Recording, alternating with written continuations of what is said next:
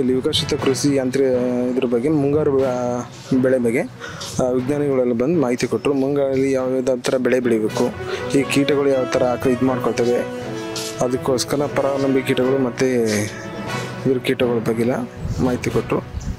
ಮತ್ತು ನಿಮಗೆ ಹೇಗೆ ಅನಿಸ್ತಾ ಇತ್ತು? ಇಲ್ಲ ಸರ್, ಪರವಾಗಿಲ್ಲ, ತುಂಬ ಅನುಕೂಲ ಆಯಿತು. ಇದರಿಂದ ಕಾರ್ಯಕ್ರಮ ತುಂಬ ಇದಾಯಿತು. ಇನ್ನು 3 ಗ್ರಾಮಸ್ಥರಿಗೆಲ್ಲ ತುಂಬ ಎಲ್ಲ ಅನುಕೂಲ ಆಗಿದೆ. ಬಿತ್ತನೆ ಬೀಜನ ಬೆಳಿಬೋದು ಅನ್ನೋ ರೀತಿ ಕೇಂದ್ರ ಮತ್ತು ರಾಜ್ಯ ಕೃಷಿ ಇಲಾಖೆಗಳಿಂದ ಬಂದು ಆಗಮಿಸಿ ನಮ್ಮ ಗ್ರಾಮಕ್ಕೆ ಮಾಹಿತಿಯನ್ನು ತಿಳಿಸ್ಕೊಟ್ಟವ್ರೆ. ಅವರಿಗೆ ವಿಜ್ಞಾನಿಗಳಿಗೆ ಮತ್ತು ಸಂಬಂಧಪಟ್ಟ ಅಧಿಕಾರಿಗೆ ನಮ್ಮ ಊರಿನ ಪರವಾಗಿ, ಗ್ರಾಮದ ಪರವಾಗಿ ವಂದನೆಗಳನ್ನು ಸಹ ಅರ್ಪಿಸ್ತೀವಿ. ನಮಗೆ ಇವರು ಬಂದು ಮಾಹಿತಿ ಕೊಟ್ಟಿರೋದ್ರಿಂದ ಉತ್ತಮವಾದ ರೈತರಿಗೆ ಅನುಕೂಲ ಆಗುತ್ತೆ. ಕೆಲವ್ರು ಗೊತ್ತಿರುತ್ತೆ, ಕೆಲವ್ರು ಗೊತ್ತಿರೋದಿಲ್ಲ. ಮತ್ತು ವಿಜ್ಞಾನಿಗಳ ಸಮ್ಮುಖದಲ್ಲಿ ನಾವು ವ್ಯವಸಾಯ ಮಾಡಿದ್ರೆ ಮುಂದೆ ಫಾರ್ವರ್ಡ್ ಆಗ್ಬೋದು ಮತ್ತು ಅಧ್ಯಯನವನ್ನು ಮುಂದುವರಿಸ್ಬೋದು ಅನ್ನೋ ರೀತಿ ಹೇಳಿಕೆ. ಸಂಸ್ಥೆ ಏನಂತಂದರೆ ಜೈವಿಕ ಕೀಟ ನಿಯಂತ್ರಣಗಳ ಬಗ್ಗೆ ಒಂದು ಸಂಶೋಧನೆ ಮಾಡುತ್ತಿದೆ. ಈ ಒಂದು ಸಂಸ್ಥೆಯ ಏನು ಒಂದು ಸಂಶೋಧನಾ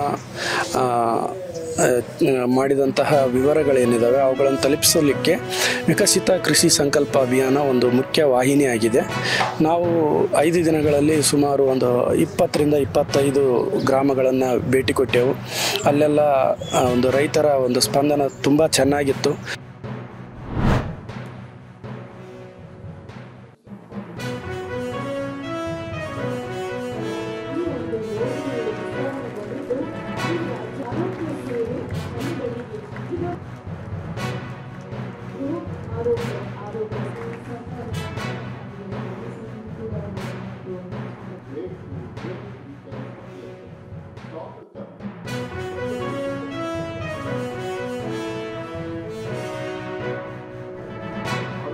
ಕೆಟ್ಟ ನಂತರ ಅದನ್ನು ಗುಣಪಡಿಸ್ಕೊಳ್ತಕ್ಕಂಥದ್ದು, ಚಿಕಿತ್ಸೆ ಪಡ್ಕೊಳ್ಳೋದಕ್ಕೆ ಸಾರ್ವಜನಿಕರಿಗೆ ಬೇಕಾದಷ್ಟು ಆಪ್ಷನ್ಸ್ ಇರ್ತದೆ. ಕೇವಲ ಸರ್ಕಾರನೇ ಮಾಡಬೇಕು ಅಂತೀನಿ. ಅದು ಸರ್ಕಾರ ನಮ್ಮ ಜವಾಬ್ದಾರಿ ಇದೆ, ಇಲ್ಲ ಅಂತ ಹೇಳೋದಿಲ್ಲ, ಖಂಡಿತವಾಗಿ ಭಾಳ ದೊಡ್ಡ ಜವಾಬ್ದಾರಿ ಇದೆ.